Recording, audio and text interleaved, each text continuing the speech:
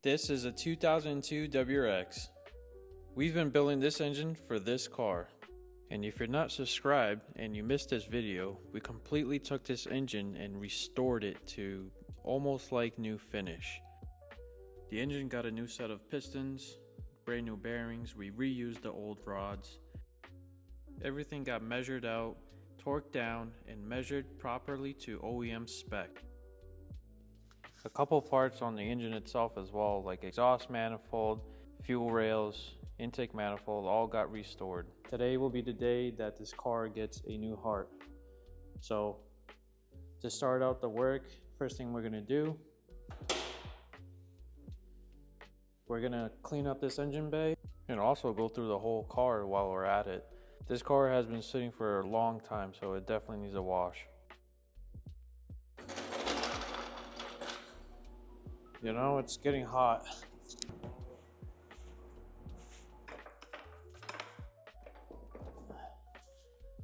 It's not where this car's low. Why you do this to me?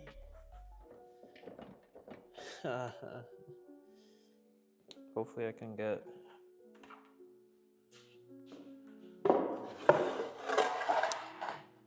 it up on this.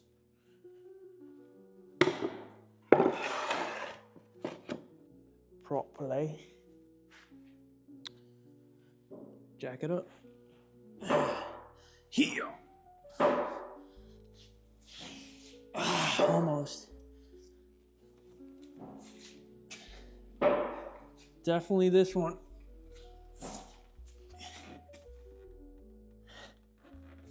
Okay. I think that works. Okay, e-brake works. Well, that was not easy.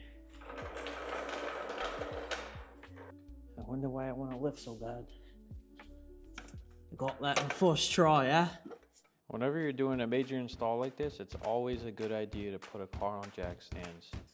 Personally, me, I like to pick up the car by the rear diff.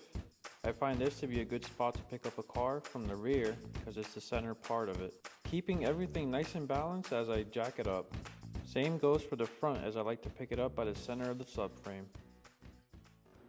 Now that the car is on jack stands, we're gonna start cleaning it, starting out by degreasing the engine bay. Clearly this engine bay needs a lot of detail. The one thing we're going to start out by is plugging any hoses that we don't want water getting into, like fuel lines, vacuum line for the brake booster, stuff like that. Remove this downpipe so water doesn't go into the exhaust. Doesn't matter, but still start cleaning up all this grease that's here. Well, with further investigation, looks like that downpipe is going to have to stay because it's welded on there, so there's no more flange. I think I'm just going to get the starter out and then we'll start degreasing this.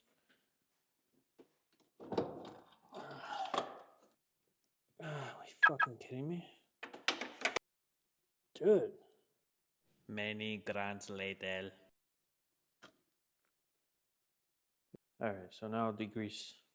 First, we hit it with some water.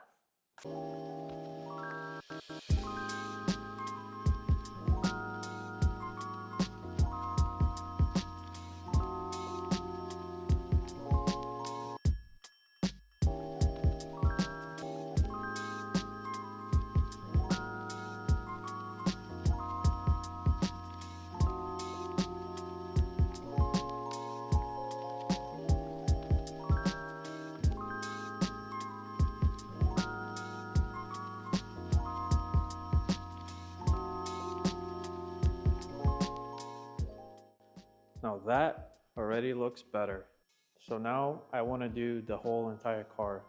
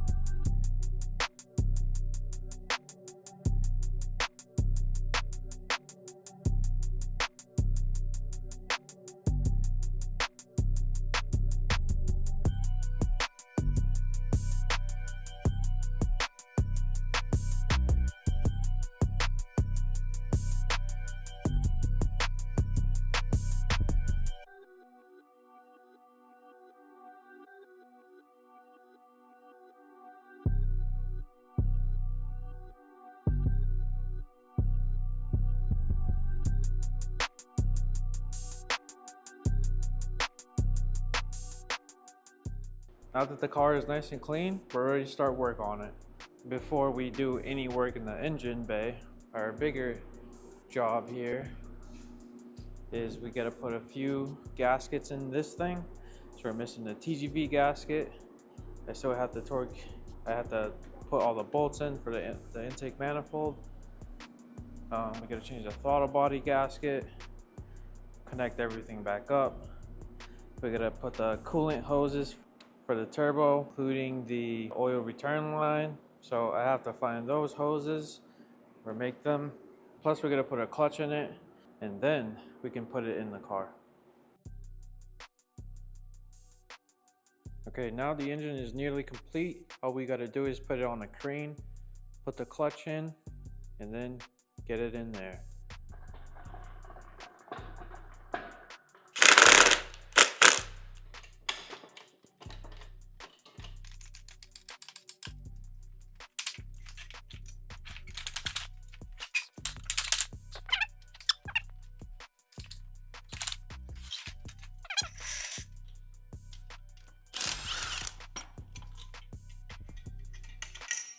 Finally free.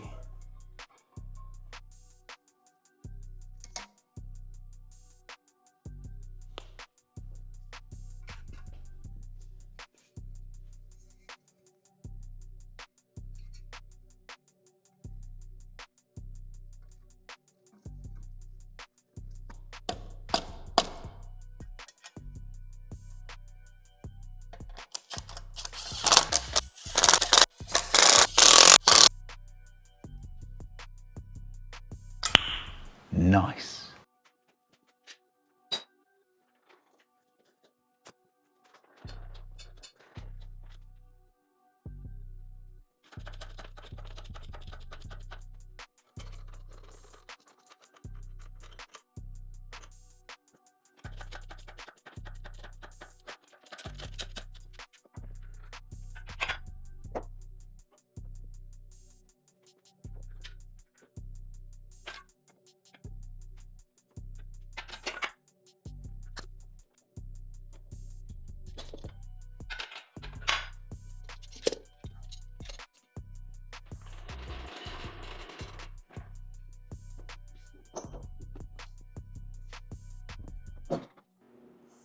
Well, there it is.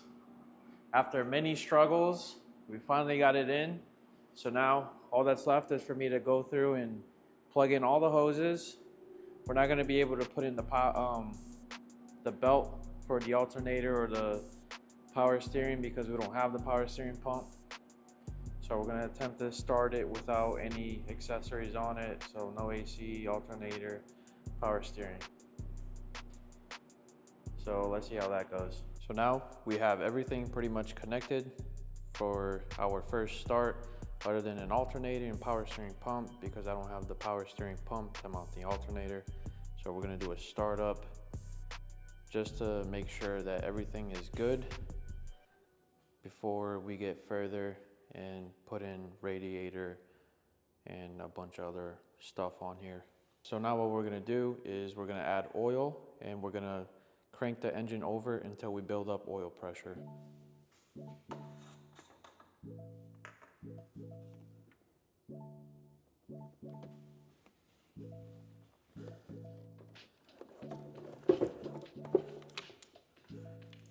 Free. Okay. We obviously got power. So now it's maintaining that power. I'm gonna make sure this car doesn't die on us, because we have no alternator. We're gonna put a jump pack just for extra. Okay, everything is set here, connected to how it should be. One last thing we should do is take out the fuel pump, which is most likely in the cabin. So we're gonna take out that fuel pump, the fuel pump fuse, get that out. Here goes the first few cranks. Hopefully it cranks over.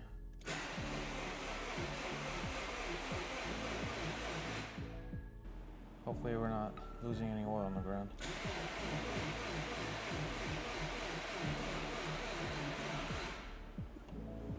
There's still oil light.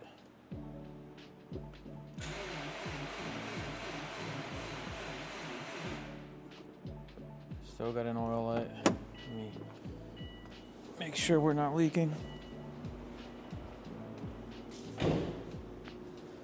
No oil on the ground. So that's a good start.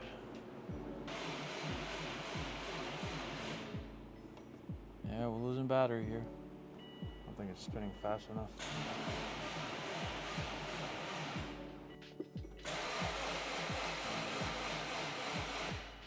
All right, we got oil pressure. Now that we have oil pressure, I think we're ready. See if this thing will fire up. So once I fire it up, it'll only be for like 10 seconds, just to make sure everything is working. Once we establish that the engine will fire up, start up, no issues, we will then begin to connect the radiator, put water in it, connect the intercooler, and then all that will be left is once I get the pump, put the pump and the alternator in to run the car longer. Because we definitely need a battery, that's for sure. So just gotta make sure. I think we're good. So now what we're gonna do, I'm gonna put the fuse back in for the fuel pump, and then I'm gonna prime the system. We'll check for leaks.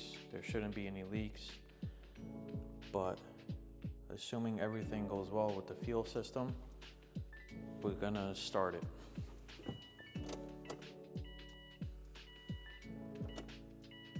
Got the fuel priming.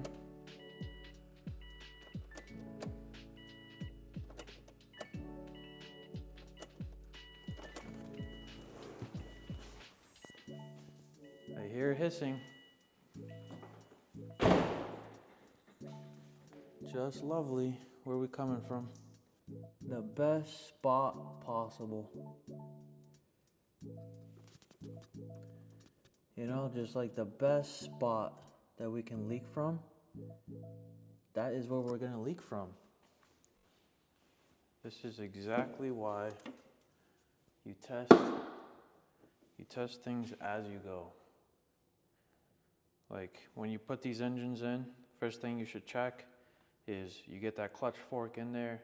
Make sure you have a working pedal for the clutch before you go even further. Because imagine you put all of this together and then at the end you're like, you push down the clutch and the pedal just stays on the ground, and then you're like, damn. Now you gotta take off the intercooler, take off all the bolts. Like you're basically taking the engine out again to fix that issue. Because if the fork didn't clip in and you have the engine in already, then the only way to fix that is to take it back out, readjust it, and get it connected properly. So it's always good to test things as you go, because now I have this issue, and if I had other things in here like the alternator, it would have been harder for me to get this out so then I can access underneath the manifold to fix this leak. Yeah.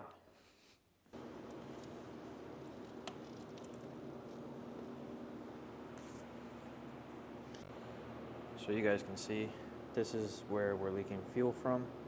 This wasn't tight all the way, so fuel is leaking out of here. You're gonna have to try it. I think I tightened up the top one enough to where it doesn't leak, but now I just gotta get that one tight. So good thing we checked it before we got even further. Well, I think we're done with any fuel leaks. Prime it one more time.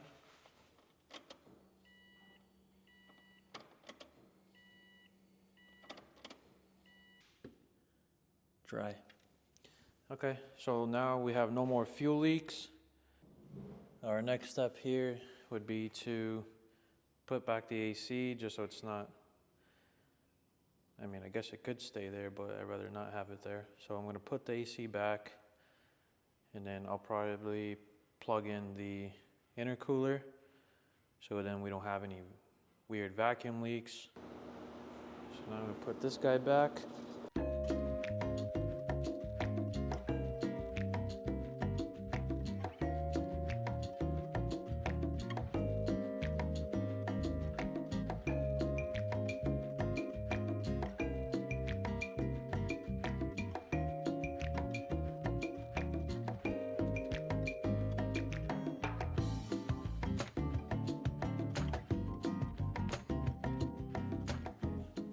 All right, let's start it up. Right? She should start right away.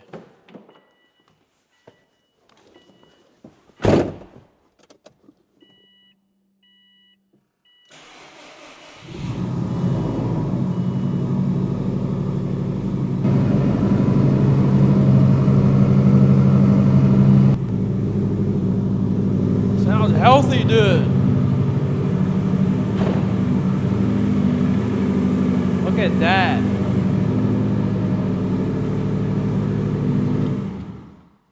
So now we got our first start on this thing. That was smooth. That was the first start. Like that was, I'm being very like honest here and straightforward. If you do all the priming correctly, when you go for the first start, it should, if it's a stock tune, it should start right up. If you're doing something that's more like with ethanol, then you're talking like a harsher start, I guess I would say. Like it'll sputter to start. That's because the ECU is trying to, you know, adapt to everything. But since this was, everything is pretty much stock on this car, cranked right over, started, no issues. So we're happy there. No oil leak so far. I'm sure an oil leak will happen with heat cycles. So we gotta let's get the radiator in, get this thing up to temp, and see how that goes.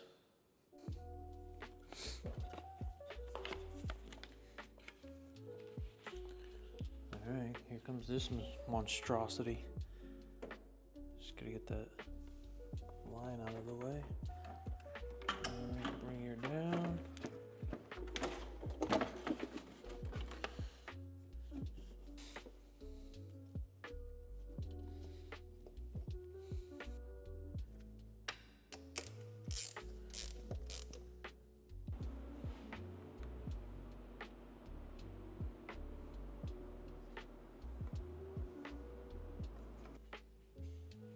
Now everything is plugged in, water's in. For the most part, other than power steering and alternator is in there, but we should still be fine to start this thing up and run it for a little bit, at least to get it up to operating temps.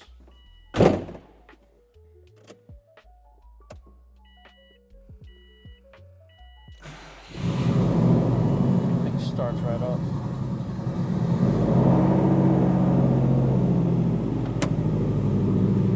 It's crazy.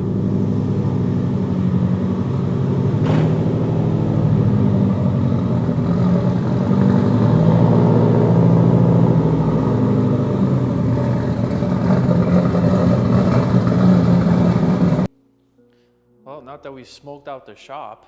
That was a very successful first start. So I'm very excited about that. So now that we confirmed, we got this thing up to temp, we confirmed that there's no coolant leaks. So now we can take out the distilled water, drain that, and put in coolant.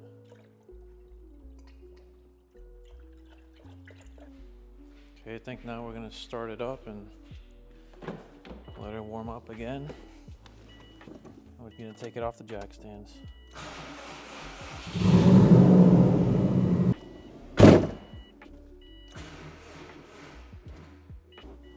Oh, this thing needs a battery. Well, until this thing gets a battery and an alternator, we're not gonna be able to run it anymore. So that's all I got for you guys. So if you like that one, hit the subscribe button and I'll see you on the next one.